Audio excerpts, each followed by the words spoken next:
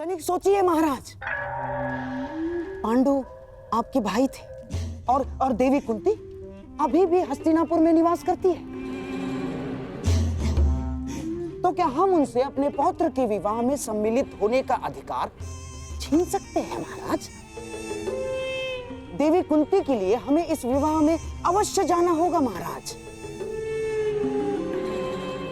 प्रेम का प्रस्ताव आया है, उसे स्वीकार कर लेते हैं। यदि युद्ध की चुनौती आएगी तो उसे भी स्वीकार कर लेंगे। मैं जानता हूं महाराज, आपके मन में अभी इस समय क्या दुविधा चल रही है, परंतु हस्तिनापुर के सम्राट होने के नाते आपके भी कुछ उत्तरदायित्व हैं महाराज। आप समझ रहे हैं ना महाराज मैं क्या कह रहा हूं?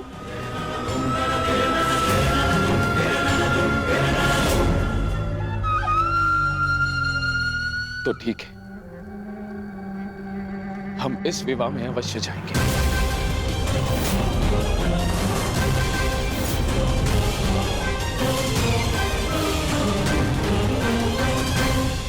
कौरव का निमंत्रण देने की क्या आवश्यकता थी वासुदेव?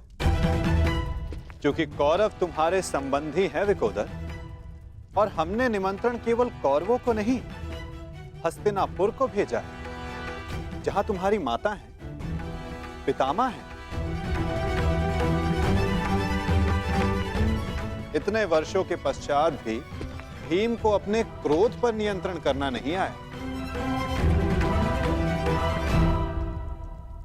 मैं अपने अनुज की ओर से आपसे क्षमा चाहता हूं वासुदेव, परंतु मेरे भी मन में यही प्रश्न है कि कौरवों को निमंत्रण क्यों?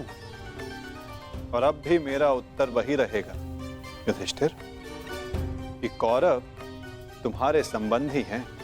पूछने का कोई लाभ नहीं ज्येष्ठ। माधव को यदि नहीं बताना है तो वो नहीं बताएंगे, परंतु मुझे विश्वास है माधव ने जो भी निर्णय लिया होगा हमारे हित में ही लिया होगा, क्योंकि माधव की आंखें भविष्य देख सकती हैं।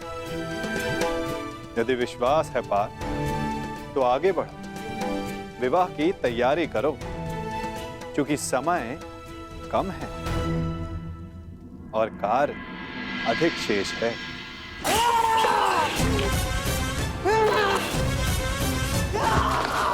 मामा जी,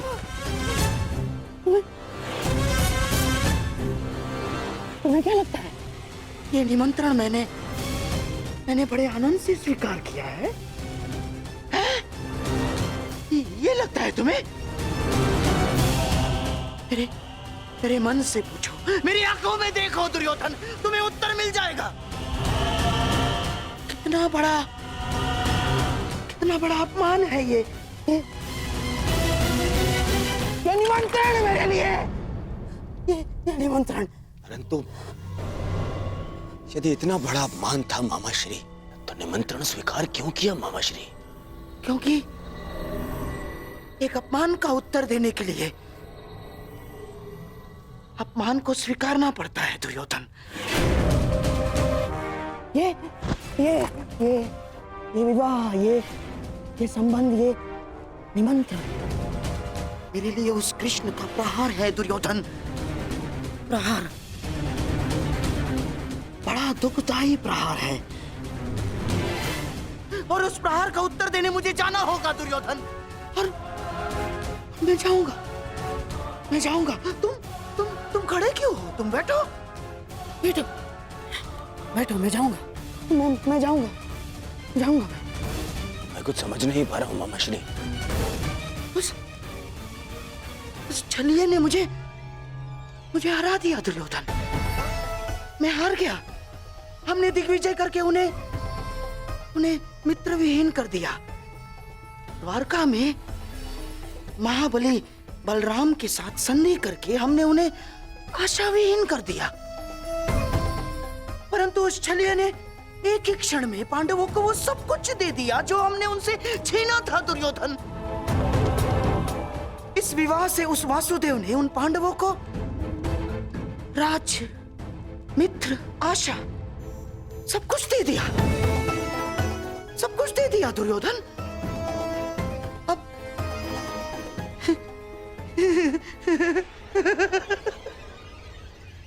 अब तुम्हारे समझ में आया कि उस छलिए ने हमारे साथ कैसा छल किया है।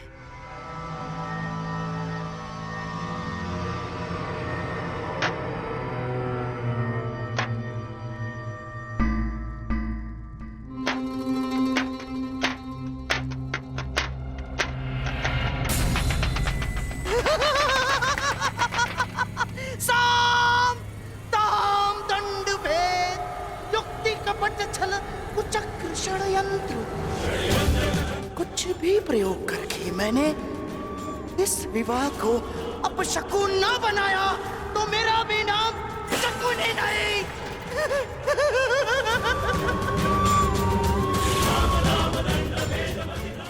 मेरी प्रतिज्ञा है, प्रतिज्ञा है मेरी, पांडवों का सबसे बड़ा सहारा, हार जाएंगे वो।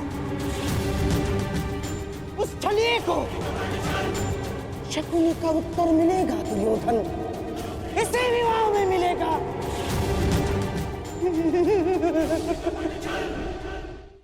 13 वर्षों के वनवास ने न केवल तुम्हारे संयम और पराक्रम को धार दी है युधिष्ठिर, 13 वर्षों की इस अवधि में कठिन परिश्रम और परीक्षण के पश्चात तुम्हारी अगली पीढ़ी भी युद्ध कौशल में कुशल हो गई। अब तुम सबका वनवास पूर्ण हुआ, अब समय आ गया है अपने वनवास रूप तपस्या का फल पाने का, और वो फल है तुम सबके पुत्र।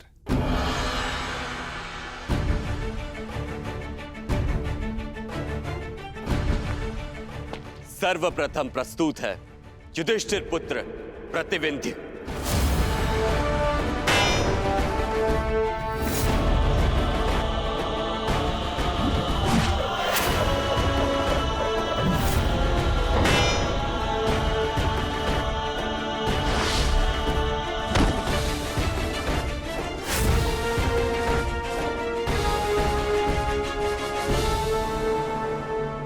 अब प्रस्तुत है भीमपुत्र सुत्सोम।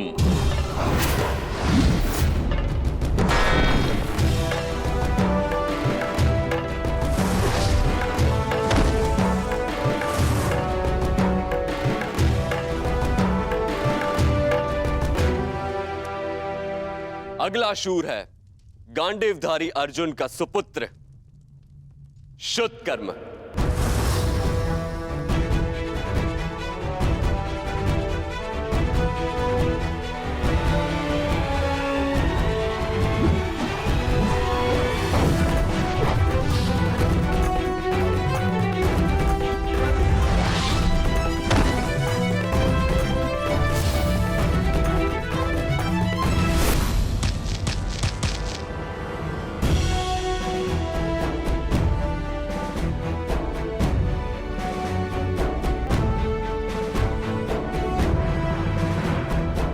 और अंत में नकुल पुत्र शतनिक और सहदेव पुत्र शुतसेन।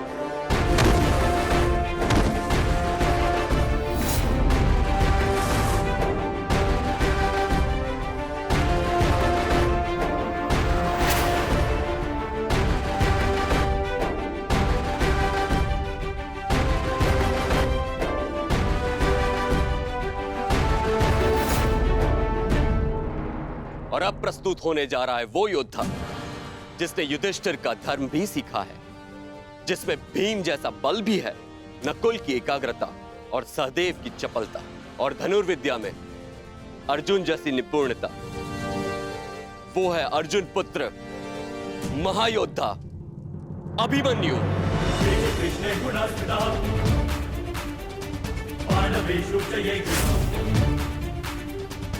अभिमन्यु